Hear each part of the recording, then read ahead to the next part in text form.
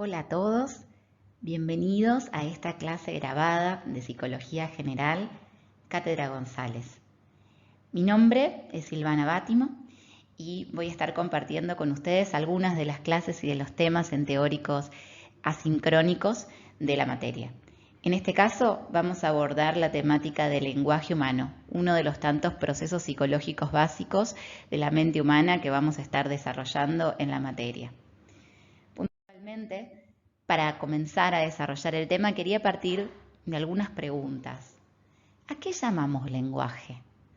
Seguramente tengamos diferentes definiciones a mano, pero también es seguro o casi seguro que en muchas de estas definiciones hay ciertos patrones comunes. Cuando hablamos de lenguaje, nos viene inmediatamente a la mente la idea de comunicación. Cuando hablamos de lenguaje, se nos viene a la mente la idea de signos, representaciones comunes que nos permiten, y ahí paso al segundo o a la segunda pregunta, que es ¿para qué sirve? Nos permiten entendernos con el otro, hacernos entender, comunicarnos, expresar y comprender lo que el otro quiere expresar. Entre tantas de las funciones que el lenguaje puede tener, por supuesto. Si entendiéramos también con mayor amplitud el alcance del lenguaje, no solamente podríamos vincularlo al lenguaje humano, sino que también muchas especies, para poder sobrevivir y para poder adaptarse a un entorno, tienen que encontrar ciertos patrones para comunicarse, ciertos comportamientos, sonidos que permitan comunicar algo, comunicar un peligro, comunicar una molestia o tener que prevenir a otro respecto de alguna situación. Entonces, cuando hablamos de lenguaje, hablamos, ahora vamos a dar una definición más amplia, pero una serie de signos que pueden expresarse de diferente formato y manera, pero que nos representan algo y que justamente nos permiten comunicarnos. ¿Qué tipo de lenguaje conocemos? Bueno, existen diferentes tipos de lenguaje. Seguramente cada uno pueda identificar o reconocer diferentes tipos, el lenguaje de señas, el lenguaje escrito, el lenguaje hablado. Bueno, después identificaremos algunos particularmente, pero sin dudas también hay diversidad en la que el lenguaje se puede expresar. Yendo a una definición un poco más acabada, tomamos una que dice que el lenguaje es un sistema de signos. Y estos signos comunican pensamientos, emociones, intenciones. Y se trata de un sistema de comunicación que se encuentra estructurado, que tiene ciertos principios combinatorios formales y que se da dentro de un contexto de uso. Es decir, que todo lenguaje también tiene que ser interpretado dentro de su contexto, o que ese contexto permite y facilita la comprensión y la interpretación de ese lenguaje. Bien, ahora, una pregunta que nos hacíamos es si el lenguaje es propio de los seres humanos o si es algo compartido con otras especies. Y podemos identificar muchos casos, seguramente, en comportamiento animal, en donde hay un sistema de signos que está sistematizado, que tiene un mismo patrón, que se adrede y que intenta transmitir un mensaje a otros miembros de su misma especie. Por ejemplo, las ballenas que emiten una serie de sonidos para poder dar un mensaje, ya sea de alarma o una comunicación determinada para alertar a otros miembros. Y sin dudas hay millones de ejemplos de diferentes especies en donde a través de ciertos comportamientos, patrones, sonidos y señas pueden dar a conocer, a comunicar a otros algo muy puntual que quieren llegar a comunicar.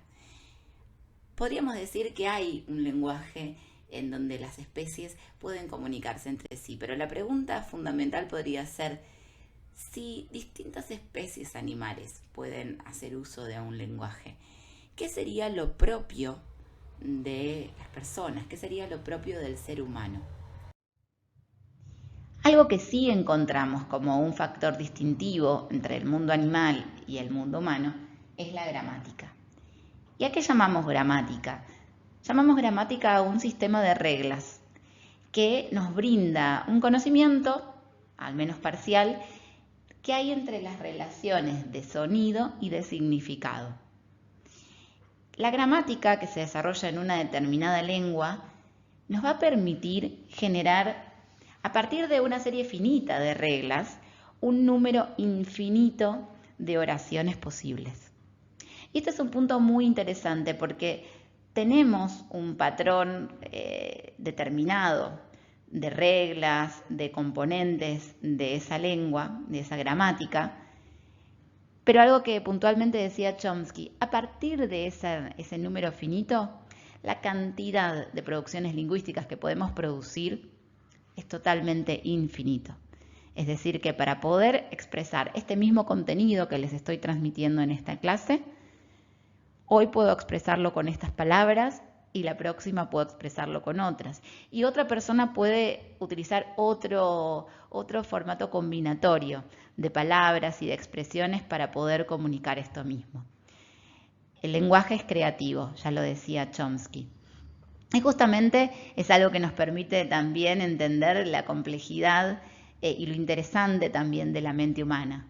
Si pudiéramos situar una conversación o un debate entre el conductismo clásico y la línea chomskiana y de la psicología cognitiva, trayendo justamente la importancia del estudio de la mente humana, es que tal vez desde el conductismo podrían decir que el lenguaje se adquiere como cualquier otro comportamiento, como una respuesta ante un estímulo, como una reacción ante determinadas repeticiones que se dan en el entorno y de ciertos refuerzos a respuestas positivas ante, bueno, un escenario lingüístico determinado.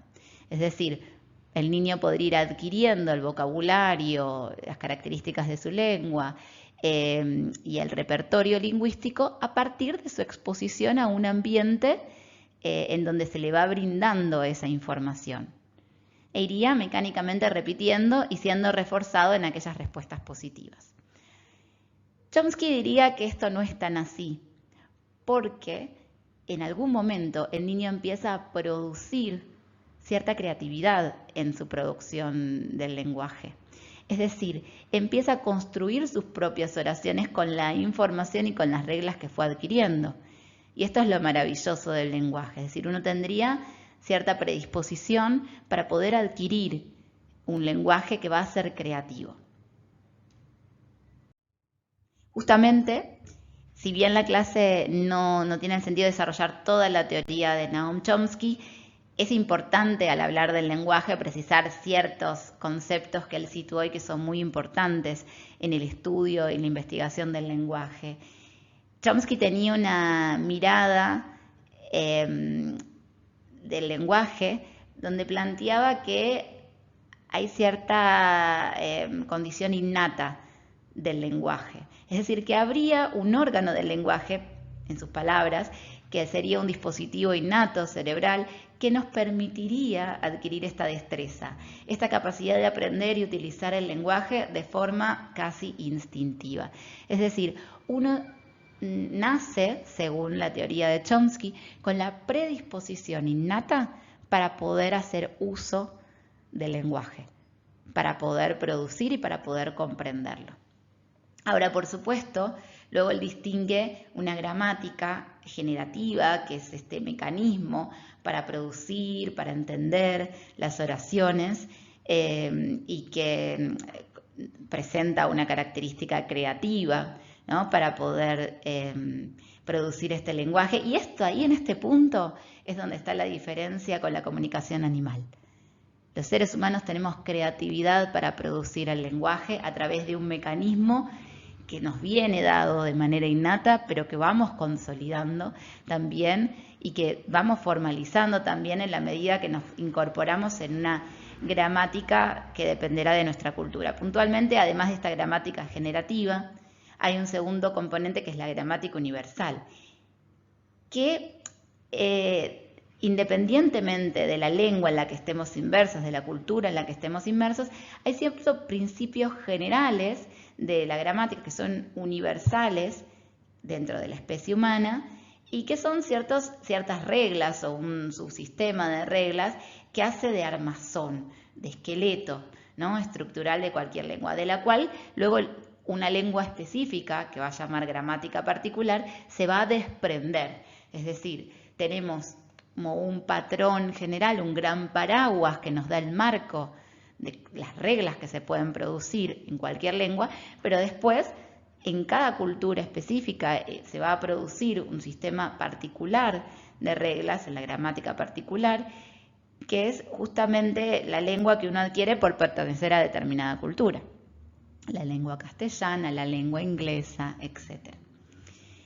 Antes de pasar ya a un dominio específico, un área específica de investigación, un último concepto de Noam Chomsky que quería compartir es este par de la competencia y la actuación.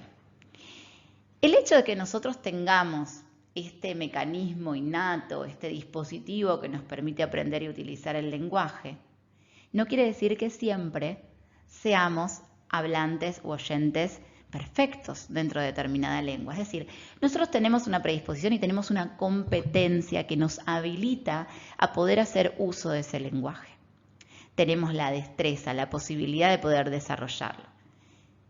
Pero también es cierto que la actuación lingüística es algo que se va a dar en contexto. Y dependiendo de ese contexto, nuestra actuación puede ser de una u otra manera, es decir, puede variar.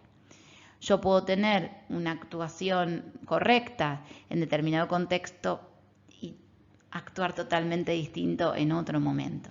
Es decir, tengo la competencia, no dudo de que eso lo tengo, pero en ese momento, en mi actuación, no supe apropiármela o ejercerla de manera apropiada.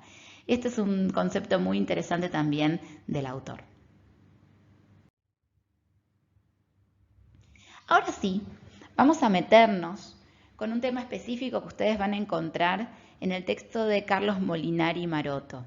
Carlos Molinari Maroto fue un integrante de la cátedra muy reconocido que dedicó gran parte de su carrera de investigación y profesional a estudiar el lenguaje humano y ha brindado grandes aportes a la cátedra. Y en su texto lo que él desarrolla es el campo, esta disciplina experimental de la psicolingüística cognitiva.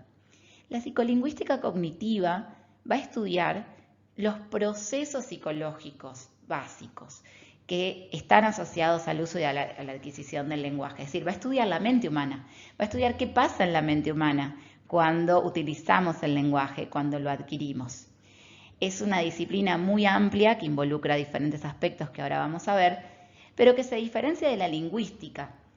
La lingüística lo que va a estudiar es un nivel formal de elementos que constituyen la lengua o las lenguas y cómo se relacionan esas reglas entre sí y esos elementos entre sí.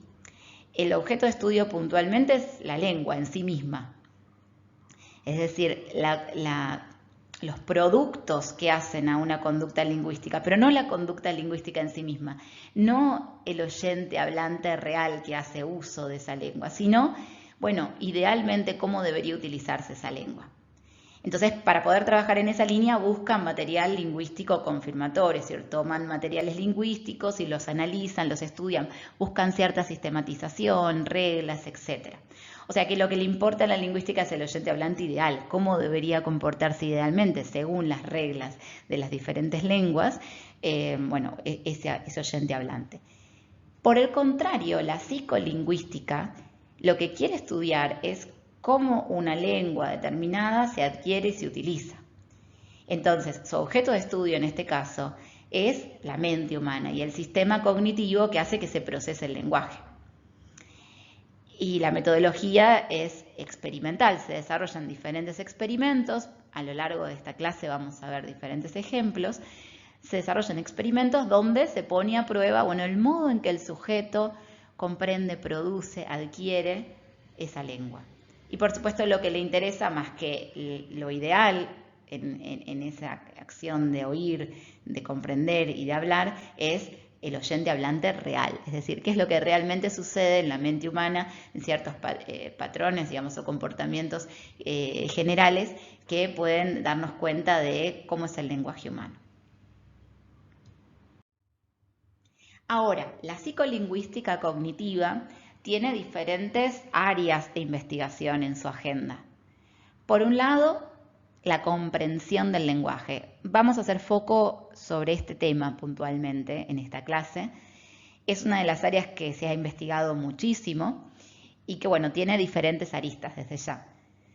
El segundo punto es la producción del lenguaje, otra de las áreas de investigación posibles. Acá, puntualmente, se ha utilizado mucho el método de la observación, donde se toman muestras de habla espontáneas y se trata de identificar, bueno, qué regularidades hay, ¿no? Digamos, cuáles son los patrones específicos que se encuentran cuando una persona se expresa y produce contenido lingüístico.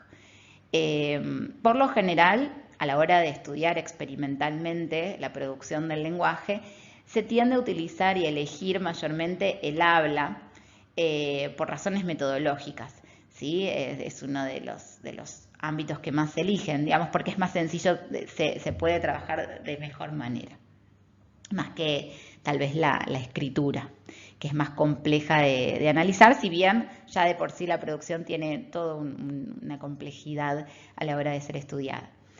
El tercer nivel o área de investigación es la adquisición del lenguaje, es decir, cómo la persona a lo largo de la vida adquiere el lenguaje o una lengua determinada a sí mismo.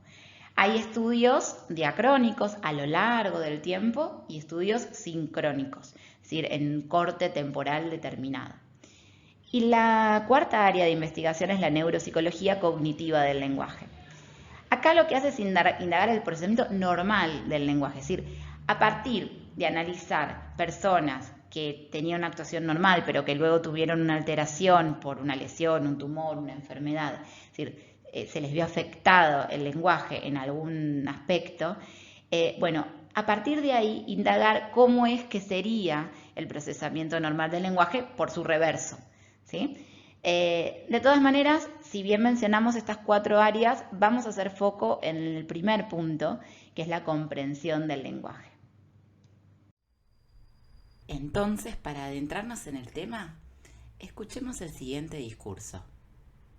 今年呢，我们的组委会呢，就是挑选了3个都是卡塔隆亚，都是卡塔兰这里的市政府的3个人，其中2个人呢，就是第一个我们发奖那个呢，就是他提出来的，就是这个中国过年应该对整个城市开放，应该就是这里整个巴塞罗那、卡塔隆亚的人也可以来到参加我们这个节日的。这个文化还有中国的这个色彩，那么呢也是他第一个提出来，所以我们挑选了发这个奖给他。也是这个大会的，就是所有这个气起来的，所有盖起来的气氛呢，全部都是他坚持到底，一直支持我们，将他们的信心呢都摆在我们总会的身上，所以我们这次搞得起来呢都是。非常感谢他们，谢谢大家。我们现在这个仪式就完了，下面呢我们节目还是继续下去。谢谢大家 muchas gracias, continúa el espectáculo. Bueno, qué interesante lo que dijo, ¿no? Seguramente la mayoría de ustedes no habrá comprendido gran parte de lo que refería esta persona. Y ustedes se preguntarán, bueno, pero ¿para qué agrega este discurso, ese fragmento, la profesora? Bueno, porque justamente quería dar una muestra de lo que significa la comprensión, en este caso, de un discurso. Al no manejar un idioma, no tener experiencia o conocimiento de una lengua determinada, seguramente la mayor parte del discurso haya sido una combinación sin sentido de sonidos. Sin comprender o sin entender dónde comienza o dónde inicia una palabra o una oración, ya que digamos, no podemos darles nosotros internamente el sentido. En realidad, en el habla, el inicio y el fin de una palabra, de una oración, la pone uno internamente. A partir del conocimiento que uno tiene de ese léxico, digamos, de ese idioma, uno va pudiendo organizar internamente esa información. Algo que en este caso la mayoría de nosotros no hemos podido hacer. Tal vez lo único que pudimos comprender es en algún momento que refiere la palabra Barcelona, que también se interpreta por su contexto, por la imagen en donde se ven algunos carteles y por la frase final que dice muchas gracias, continúa el espectáculo. Pero en el resto al menos hablando por mí, digamos, fue muy difícil poder interpretar algo de esto. Entonces vamos a tratar de adentrarnos en las diferentes teorías, modelos, explicaciones de cómo logramos entender, comprender el discurso y, en caso más amplio, el lenguaje. Para comenzar, debemos decir que en toda situación de comprensión del lenguaje hay una serie de etapas. Estamos hablando de un proceso y en ese proceso hay una secuencia de instancias o de etapas en donde hay transformación de información de una etapa a otra. Partimos de la captación de estímulos en el ambiente que pueden ingresar a través de diferentes canales, a través de los sentidos, a través de la vista, a través del oído, a través del tacto, si estamos hablando incluso del braille. Entonces captamos la información, ya sea el lenguaje hablado, escrito, y esos estímulos que captamos a través de nuestros sentidos van a ser procesados a través de nuestro sistema perceptivo, en donde finalmente, además de captar el estímulo, organizarlo internamente, vamos a darle un significado, vamos a darle un sentido. En este caso, hay dos instancias importantes que también se estudian desde la percepción y desde otros procesos, que son el procesamiento guiado por los datos, o también conocido como el procesamiento de abajo arriba o bottom up, y el procesamiento guiado por los conceptos, también conocido como procesamiento arriba abajo o top down. El procesamiento guiado por los datos es el que se nutre, se arraiga de la información del exterior, es decir, de los datos o las características físicas, las propiedades o atributos que posee ese estímulo. Es decir, todo estímulo tiene cierta característica, por ejemplo, si estamos hablando de un objeto, tiene cierta información tal como su tamaño, su color, su forma, su profundidad, su ubicación en el espacio. Toda esa información va a ser captada, ¿sí? Y a partir de allí es que va a ser procesada. En el caso de la información proveniente del lenguaje, es decir, si estamos hablando del lenguaje hablado, el sonido que captamos tiene ciertas propiedades físicas que vamos a estudiar ahora a continuación, y todas esas propiedades físicas van a ser captadas al interior de nuestra mente, van a ser interpretadas y a partir de ahí vamos a poder darle un significado. Ahora, el procesamiento guiado por los datos es el que se arraiga y el que parte de estos datos, estas características físicas o atributos del estímulo. Mientras que el procesamiento guiado por los conceptos es el que justamente avanza desde los conocimientos previos de la persona, las experiencias pasadas, las expectativas, toda aquella información que está almacenada en la memoria y que porta el sujeto y que va a contribuir a poder darle sentido a esa información que está ingresando. La percepción permanentemente es un camino de dos vías, es decir, que estos dos procesos, estos dos tipos de procesamiento se relacionan, se vinculan entre sí. No podemos hablar solamente de un procesamiento guiado por las características o atributos del estímulo, porque si fuera solo eso, y tomo una frase de Gerrig y Zimbardo, dos investigadores que han trabajado el tema de percepción, ellos dicen, si el procesamiento es solo guiado por los datos, es solo ascendente, o como decíamos antes, bottom up, ese procesamiento no nos permitiría ver la realidad de modo distinto cada vez que lo hacemos o poderle dar sentido a partir de nuestra experiencia. Veríamos siempre la realidad del mismo modo, que es algo que no nos ocurre, ¿sí? Porque somos conscientes de que muchas veces a medida que vamos ganando experiencia podemos tener otra mirada de las cosas. Y si el procesamiento fuera solo guiado por los conceptos, solo descendente, solo top-down, no nos podríamos poner de acuerdo entre todos en relación a cómo ver el mundo, ¿no? Cada uno viviría en su propia realidad. Entonces, realmente la forma en que tenemos de ver el mundo es una combinación de ambas. Lo mismo nos pasa con el lenguaje.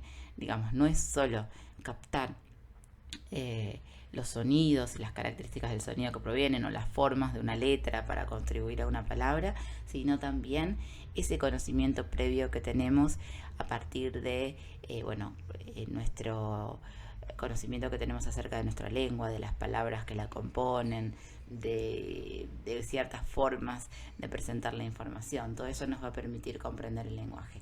Ahora, para poder comprender el lenguaje, los investigadores han identificado diferentes niveles de procesamiento de la información, partiendo de un primer nivel subléxico, que es justamente la comprensión de unidades más pequeñas de la palabra, como grafemas para el lenguaje escrito, para fonemas para el lenguaje hablado, diferentes combinaciones de sonidos que nos permiten identificar y diferenciar una palabra de otra.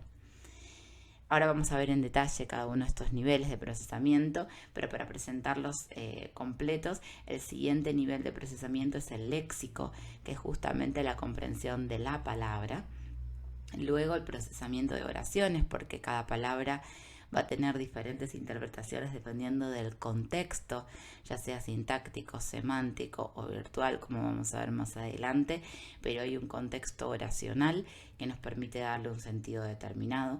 Y por último, un cuarto nivel de procesamiento, que es el de los textos y los discursos, ¿sí? Es decir, comprender la información ya más globalmente en un texto y cómo es que comprendemos toda esa información y cómo vamos obteniendo datos a partir de ahí y dándole coherencia a esa información, o mismo desde un discurso hablado, como en el caso previo que les mencionábamos como ejemplo. Ahora, en el nivel de procesamiento subléxico, decimos que es un nivel de análisis perceptivo primario, inicial, donde vamos a poner como unidad de análisis el procesamiento de unidades menores a las palabras, como decíamos recién. En el caso del lenguaje oral, hablamos de fonemas cuando hablamos de unidades menores que las palabras, que permiten diferenciar entre dos palabras de un lenguaje, ¿no? O en el caso del lenguaje escrito, de un grafema. El ejemplo que tenemos en la imagen de la derecha, entre bala y pala. En este caso, el fonema es menor que una sílaba, porque es simplemente el fonema v diferenciado del fonema p. O sea, es muy difícil incluso hasta de pronunciar sin digamos, porque normalmente hay una coarticulación, ¿no? Es muy difícil de pronunciar sin la vocal que le continúa. Pero es la diferencia entre esa B larga y esa P, que diferencian dos palabras. Una cosa es decir bala y otra cosa es decir pala. En nuestra lengua son dos palabras diferentes. Entonces, hablamos de dos fonemas en este sentido. O como en el caso de la palabra casa, que está compuesto por 4 fonemas. El fonema K, el fonema A, el fonema es y el fonema A. ¿Por qué? Porque cambiando cada uno de estos fonemas, hablamos de palabras diferentes dentro de nuestra lengua. La palabra casa puede ser distinta a la palabra taza o masa, por ejemplo. Si cambiamos la A, la palabra casa es distinta de la palabra cosa, cambiando el fonema A por el fonema O. Si cambiamos el fonema S, podemos decir de la palabra cala, que es diferente a la palabra casa. O si cambiamos la última A, la palabra caso es diferente a la palabra casa. Entonces, cada una de estas unidades de esta palabra son fonemas diferentes. Ahora, por supuesto que hablamos del lenguaje hablado y el lenguaje escrito. Hay diferencias, hay distintos aspectos que nos permiten diferenciarlo uno del otro. En el caso del lenguaje hablado, este lenguaje puede ser procesado a la velocidad que determine el hablante. Es decir, yo no puedo frenar o ponerle menor o mayor velocidad a quien está hablando. En todo caso, voy a tener que seguir el ritmo que la otra persona está diciendo. De hecho, nosotros podemos decirle, por favor, podrías hablar más despacio porque no te estoy comprendiendo, pero en definitiva es el otro el que está poniendo ese ritmo. Muy diferente al lenguaje escrito, en donde el lector es el que puede controlar la velocidad a la que ingresa la información. ¿Sí? Ahí yo puedo darle menor velocidad, mayor velocidad, frenar, volver a leer. Yendo a otra diferencia, en el lenguaje hablado, y como decíamos en el ejemplo anterior del discurso de quien hablaba, los límites entre las cláusulas, las palabras, las oraciones no están claramente marcados. En realidad los pone uno como oyente a la hora de determinarlos. Mientras que en el lenguaje escrito sí están marcados. Hay espacios, hay oraciones, hay signos de puntuación que justamente es necesario que estén delimitados para que uno pueda interpretar dónde está la pausa y qué uno quiere decir. El lenguaje hablado nos brinda información prosódica. El énfasis que ponemos en palabras, en pausas, en variar la velocidad, todo eso nos da información de qué es lo que queremos decir, dónde ponemos la importancia. El lenguaje escrito no nos brinda esta información prosódica. ¿Sí? Es por eso que a veces incluso puede haber hasta dificultades en la interpretación de un lenguaje, tantos WhatsApp que a veces se interpretan de una manera y no de otra, por no contar con esa información prosódica, por no haber escuchado el tono en que se decía algo. Yendo a otra diferencia, el lenguaje hablado se adquiere casi de manera irreprimible, se adquiere sin dificultad. Para el lenguaje escrito dependemos de un aprendizaje, de que alguien nos enseñe, y ese proceso de aprendizaje, de dominar la lectoescritura, es un proceso largo, explícito, y que incluso hay muchos niños que no llegan a dominar de manera completa. Por último, yendo a una última diferencia, el lenguaje hablado no presenta tantas dificultades en el estudio, algunas dificultades en el estudio experimental, porque es mucho más difícil poder controlar el input, ¿no? El ingreso del estímulo ante lo que la persona tiene que responder. En cambio, en el lenguaje escrito uno puede manipular mejor el input. Yo le doy a una persona un texto escrito que puedo manipular, que puedo, digamos, determinar qué características va a tener, y a partir de ahí, bueno, ver si la persona lo tiene que leer, tiene que dar comprensión de eso y demás, pero resulta un poco menos difícil de estudiar en el campo experimental. Yendo a un aspecto que resulta importante, que es esta correspondencia entre los fonemas o los grafemas y las letras de nuestro idioma. Hay ciertos fenómenos que resultan interesantes mencionar. Por ejemplo, los grafemas, la letra C y de la letra K o de la Q con la U, representan todos un mismo fonema K en nuestro idioma español, por ejemplo. O sea, la letra C puede dar lugar a fonemas distintos también. Si va con las vocales A o U, produce el fonema K, ¿no? Como es el caso de caballo, coche, curioso. En cambio, con las vocales I o E, produce el fonema S, ¿no? Como es el caso de cebra, por ejemplo, o de circo. Entonces tenemos una misma letra que se puede pronunciar con fonemas diferentes, ¿no? Y producir sonidos diferentes. Lo mismo sucede con la letra G. En el caso de gato, cuando está acompañado de la vocal A, o en el caso de geranio, ¿no? Que tenemos ahí una pronunciación más fuerte cuando está acompañada de la vocal E. Y a la derecha, digamos, podemos observar distintos ejemplos de cómo la letra C, la letra K y la Q representan sonidos similares también, ¿no? Ponemos digamos, pronunciaciones similares.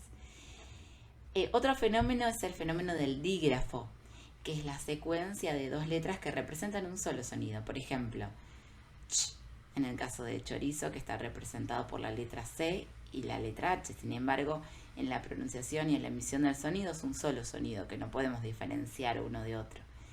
El caso de lluvia, de composición de dos letras L, de R, ¿no? En el caso de perro, por ejemplo, que tiene dos R's. O justamente en el caso de cuando hablamos de merengue, donde tenemos dos letras, ¿no? Y está compuesto por un solo sonido, o queso. En el francés también observamos que hay una pronunciación bastante similar en O, que en la palabra U, que tiene diferentes letras que la componen, ¿no? Y algo importante a destacar, que por ejemplo a diferencia de lo que ocurre en la lengua inglesa o en la nuestra, la letra L y la letra R no representan fonemas distintos. No tienen capacidad discriminativa entre ambos en un hablante oyente japonés, lo que sí representa para otras lenguas. ¿Sí? Esto es algo interesante que va a ser justamente foco de experimentos y de investigaciones posteriores, pero que realmente hace a la diferencia entre las lenguas y cómo el oído se va adaptando a sonidos provenientes de una lengua y de otra. Bien, ya que hablamos del sonido, vamos a rápidamente identificar algunas propiedades físicas del sonido, es decir, como estímulo, qué características y atributos presenta y que generan este dato inicial, este input inicial para el procesamiento perceptivo. En primer lugar, diríamos que todo sonido presenta una frecuencia. La frecuencia representa los ciclos que completa la onda en cierto periodo de tiempo. Algo que se expresa en hertz, que se mide ciclos por segundo, y que cada ciclo lo que implica es una distancia entre el pico de una onda sinusoidal y el pico de la siguiente. Ahora, más allá de la frecuencia, también lo que determina un sonido es su amplitud, que tiene que ver con la intensidad de esta onda sonora. Por un lado es cómo se da esa onda, pero por otro lado es con qué intensidad ocurre. Y esto se mide en unidades de presión o de energía sonora. Pero más allá de estas propiedades físicas, lo que nos preocupa a los psicólogos es cómo estas propiedades son captadas en la mente humana. Y es así como estudiamos las dimensiones psicológicas del sonido que van a estar determinados por estos atributos físicos del mismo. Por ejemplo, la frecuencia determina la altura tonal que percibe el sujeto, que es una de las dimensiones psicológicas, es decir, la calidad de cuán agudo o grave es un sonido. Por lo general, las frecuencias elevadas producen sonidos agudos, que es el caso que vemos en la imagen de la izquierda, la superior izquierda. ¿Sí? Cuando se observan frecuencias muy elevadas y muchas ondas sinusoidales, digamos, cortas, se refieren más que nada a sonidos agudos. Por el contrario, las frecuencias bajas son representativas de sonidos más graves. O sea que por un lado lo que percibimos es el tono, grave, agudo, intermedio. Pero también percibimos el volumen y que eso está determinado por la amplitud, por la intensidad del sonido. Entonces, las ondas sonoras por lo general con amplitudes grandes suenan fuerte y las amplitudes pequeñas suenan más suave. Nuestro oído está preparado para poder percibir una variedad de intensidades, desde el sonido de una aguja del reloj hasta el sonido de un avión despegando, por supuesto con diferentes modificaciones. Ahora, de la combinación de la intensidad, mejor dicho, de la amplitud y de la frecuencia, podemos identificar el timbre de un sonido. Acá ya son componentes, se dice, de una onda sonora compleja, es decir, cada sonido tiene su complejidad porque tiene una serie de particularidades y combinaciones que hace que se distinga de otro sonido.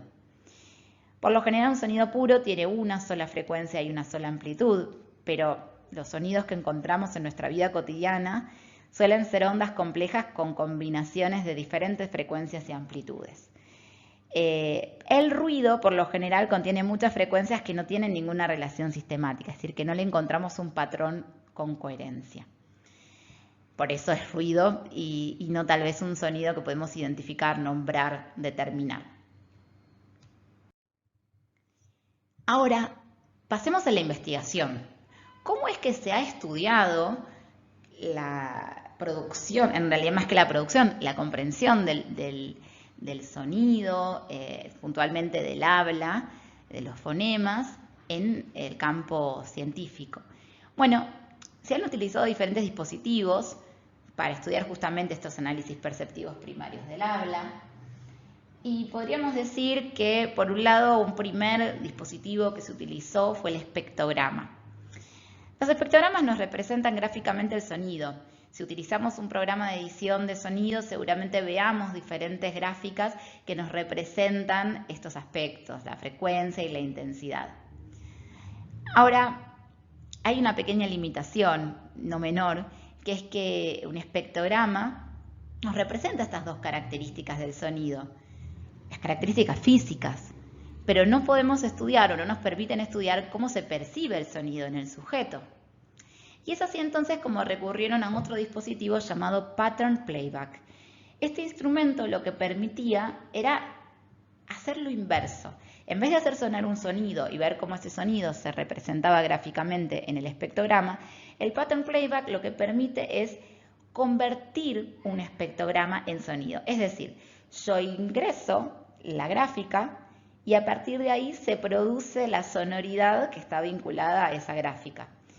Entonces, ¿cuál es la idea de esto? Que se puedan graficar espectrogramas artificiales y escucharlos. Y entonces manipular distintos inputs auditivos para ver cómo se da el proceso de percepción. El problema es que, bueno, no siempre estos dispositivos nos permiten llegar al análisis que queremos lograr. Hay diferentes limitaciones de estas tecnologías. Por ejemplo, una de las primeras limitaciones es el fenómeno de la coarticulación. Es decir, los índices acústicos correspondientes a dos sonidos que se perciben sucesivamente, en la señal del habla se ven superpuestos. Por ejemplo, va. Es muy difícil separar uno de otro. No podemos hacerlo, están unidos, forman parte como de la misma unidad medida de tiempo en que lo percibimos. Cuando hablamos no es que producimos cada fonema secuencialmente. De hecho, cuando les daba los ejemplos, a mí me costaba diferenciar el v o el p. De hecho, la p cuesta mucho más diferenciarla. Lo damos de manera articulada, coarticulada. Entonces, esto es una limitación si queremos ir a la mínima unidad de sentido que es el fonema. Luego también una limitación es la falta de invariancia, es decir, la variabilidad. Según el contexto, podemos encontrar distintas variaciones en cómo interpretamos el sonido. Acá hay un fenómeno muy interesante que les voy a dejar un video para que lo puedan visualizar, que es el del efecto McGurk. El efecto McGurk lo que plantea es que un mismo sonido puede ser interpretado de manera distinta si entra en contradicción con lo que estamos observando. Acá se ponen en convivencia dos niveles de percepción, el auditivo y el visual. Si yo observo a una persona hacer la pronunciación de, por ejemplo, la sílaba va, a pesar de que esté escuchando pa, seguramente mi interpretación lleve más hacia el lado del va, porque pesa o está pesando en ese momento o entra en conflicto lo que estoy observando con lo que estoy escuchando. Este es un punto interesante, vamos a verlo en otro videíto, digamos el ejemplo, pero ahí hay una gran limitación. Y la tercera limitación es la de la variabilidad de la señal. Es decir, cada hablante puede variar según su tracto vocal, la forma en la que habla y la velocidad del discurso mientras hablan. Entonces, esto hace que haya diferentes modificaciones en las propiedades acústicas que hacen a la identidad de los fonemas.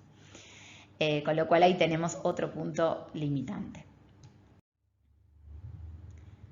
Aquí tenemos el fenómeno McGurk que se los quiero mostrar para que se pueda apreciar a lo que me refiero.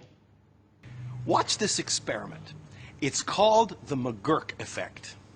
Ba, ba, ba, ba, ba, ba, ba. What do you think he's saying? If you think he's saying da, da, da, you are in the grand majority. But now, close your eyes and listen instead of watching. Ba, ba, ba, ba, ba, ba, ba. The voice is saying ba, ba, ba. Now, let's replay it without the sound.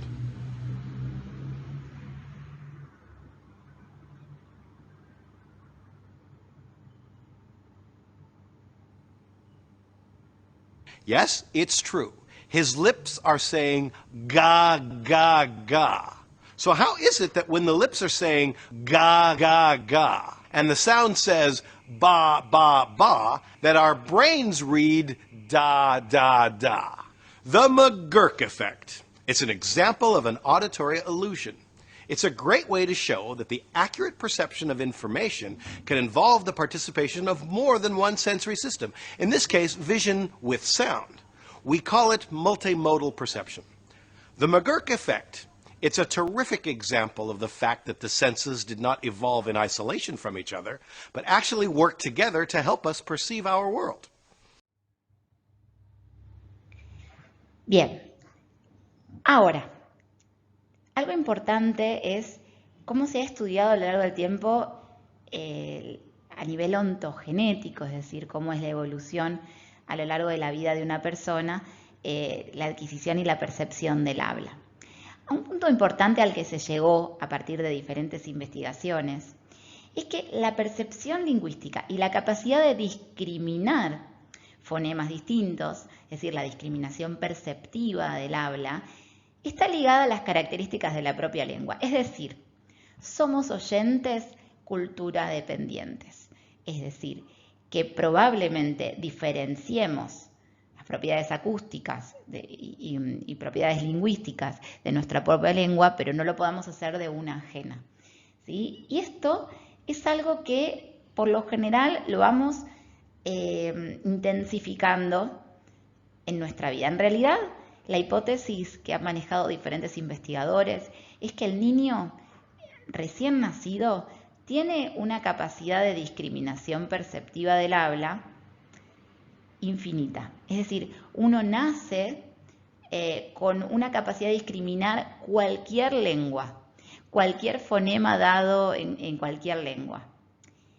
Por eso algunos investigadores me gusta tomar esta frase que se habla de que los niños pequeños, los bebés, son ciudadanos del mundo, porque justamente se muestran predispuestos a poder identificar y captar propiedades acústicas de cualquier lengua, de cualquier lugar del mundo. Pero esto se va ajustando en base a los límites de la propia lengua. Y esto se va ajustando sobre todo en el primer año de vida. Los primeros años de vida, pero el primer año de vida tiene una importancia muy clara, muy detallada. Entonces, a medida que vamos estando expuestos a determinados patrones lingüísticos, bueno, nuestro sistema perceptivo se va ajustando y estrechando a ese patrón lingüístico en detrimento de otros. Y esto es lo que se encontró en diferentes investigaciones. Puntualmente les quiero mostrar una investigación del año 71, que es de Eimas y colaboradores. Lo que ellos hicieron fue tomar una muestra de niños pequeños de 4 meses de edad. Y lo que exponían ante estos niños eran oposiciones fonéticas universales entre la B y la P, ¿sí? Por ejemplo, va y pa, que se les presentaba al grupo experimental. Versus un grupo control, digamos, normalmente vamos a comparar dos grupos para poder ver que efectivamente el resultado que se obtiene en un grupo se da por la variable que estamos introduciendo y no por el mero paso del tiempo o por otros factores que no tienen que ver con lo que estamos estudiando. Entonces, al grupo experimental se le exponía la secuencia de sílabas va y pa, mientras que al grupo control se le presentaba solamente la reiteración de las sílabas va y así sostenidamente. Acá ¿qué se iba a medir a lo largo del tiempo? O sea, en la línea horizontal tenemos el paso del tiempo, mientras que en la línea vertical lo que tenemos es la medición que se hacía, la variable dependiente, que era el índice de succión.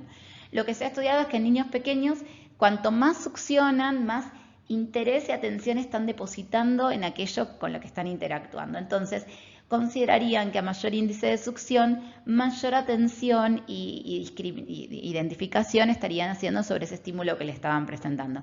¿Cuál es el fundamento de esta investigación? Y que lo que se sostiene es que, por lo general, los niños pequeños tienen interés en cualquier estimulación que se les presenta. Pero, en la medida que esa estimulación es repetitiva, reiterada, sistemática, sin novedad, va sufriendo un proceso de habituación, entonces el interés del niño va disminuyendo. Entonces, si suponemos esto y consideramos que hay un momento en que el estímulo es modificado, entonces, ¿qué quiere decir esto? Yo le vengo presentando al niño la sílaba va, le presento va, y en un momento modifico ese estímulo y le presento pa. Si realmente es capaz de encontrar la diferencia entre va y pa, lo pueden percibir como fonemas distintos, como sonidos diferentes, entonces va a aumentar nuevamente el interés, porque el niño va a tener la predisposición natural de verse atraído por ese nuevo estímulo. Si por el contrario ese estímulo no se percibe como diferente, va a continuar disminuyendo el interés. Bien, y en este gráfico lo que observamos justamente es este aspecto. En los primeros segundos, en el azul, la línea azul, tenemos el grupo que se le cambiaba de va a pa. ¿Qué observamos? Que empieza con interés, la sílaba va, sigue interesándose. Acá continuamos diciendo va, y fíjense cómo decae el interés, decae. Y acá cuando vuelve a subir, en el punto 5 aproximadamente, es cuando se le presenta pa. Es decir, que nuevamente vuelve a subir el interés y podemos decir que los niños han discriminado la sílaba pa. Luego vuelve a caer como es esperable. En el grupo control, que solamente se le presentaba va y que está marcado por la línea naranja, fíjense cómo comienza el interés y de repente cae drásticamente y continúa cayendo. Entonces, ¿qué podríamos decir?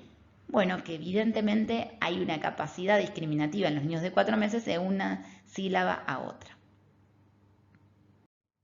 Otro estudio que se hizo en esta discriminación de oposiciones fonéticas, en este caso en niños ingleses, fue el de Worker et al. En 1984. En este caso lo que se observa es que niños ingleses se le presentaban oposiciones fonéticas que no son comunes en su lengua inglesa del hindi o del salish a niños de 6 a 8 meses. Fíjense que hay gran capacidad discriminativa. A los 8 y 10 meses, si bien baja un poco, sigue habiendo capacidad discriminativa. Pero ¿qué pasa si a los 10 y 12 meses? Los niños ingleses pierden capacidad de discriminación de oposiciones de fonemas del hindi y del salish. ¿Qué podemos concluir con todo esto? Bien, que los niños discriminan todas las oposiciones susceptibles de ser explotadas por una lengua cualquiera. Ahora, esta capacidad decae hacia los 12 meses. Este decaimiento y esta pérdida de capacidad no es de tipo neurosensorial, no hay una limitación desde ese punto, sino de tipo atencional y cognitivo. Y que eso va determinando luego el repertorio y el patrón lingüístico que uno va a atender. Bueno, ahora, ¿qué pasa con los grafemas? Estudiamos qué pasaba al nivel auditivo y de los fonemas y de los sonidos. Ahora, ¿qué es lo que pasaría con la letra escrita? El procesamiento subléxico de lo escrito.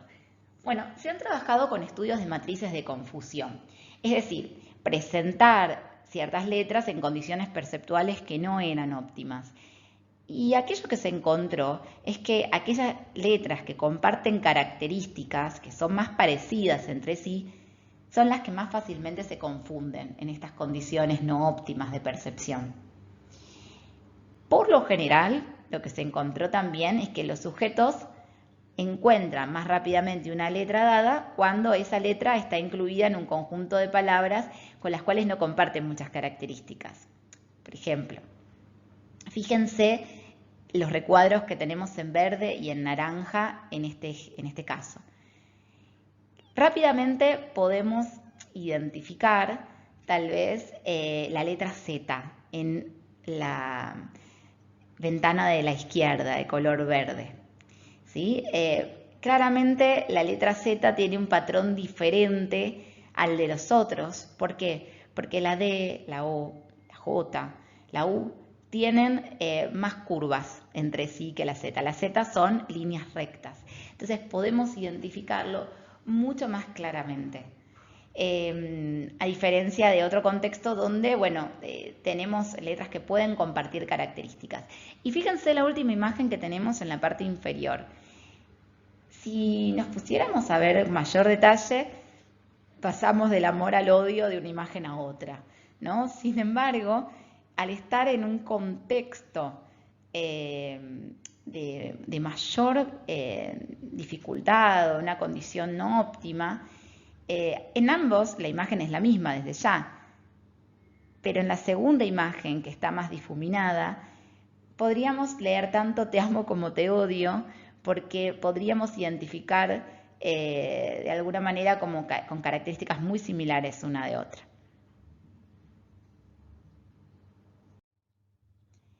Desde la perspectiva neurológica, algunos autores formaron hipótesis que planteaban que a nivel cerebral existen algunas células que están especializadas y que son sensibles a ciertos estímulos visuales, como por ejemplo líneas verticales, horizontales, ángulos, movimiento.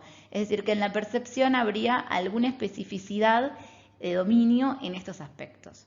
Entonces, se plantearía que el reconocimiento de letras dependería de analizar características muy elementales y primitivas de esos estímulos.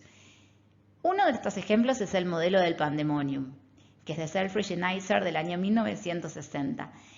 Ya de por sí llama la atención el nombre del modelo y justamente la forma de denominar a las diferentes estructuras y sistemas de este modelo, porque habla de diferentes etapas e instancias que denomina con el nombre de demonios.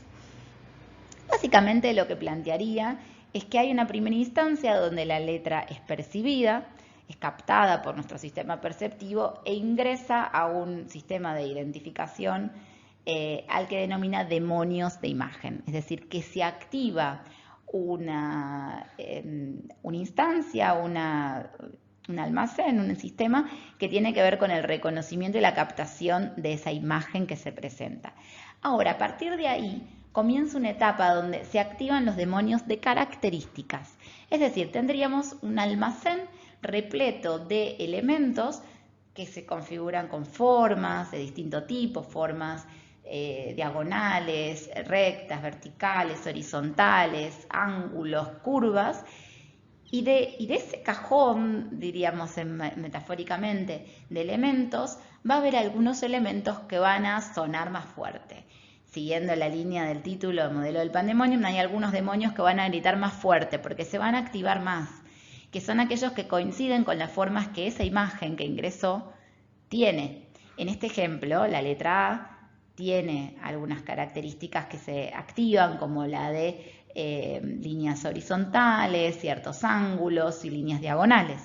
Esas son las formas que se activarían mayormente. Y a partir de esas imágenes que se activaron mayormente, esas características que más fueron activadas, nos permiten hacer activar a los demonios cognitivos que ya tienen las plantillas, ¿no?, de esas letras que ya conocemos, que ya hemos incorporado en nuestra memoria, y entonces, en base a cuáles características se activaron, hacemos un matching, ¿no?, un proceso de poder encontrar patrones similares y de encontrar la coincidencia. En este caso, por las características que se activaron, podríamos decir que es bastante probable que sea la letra A.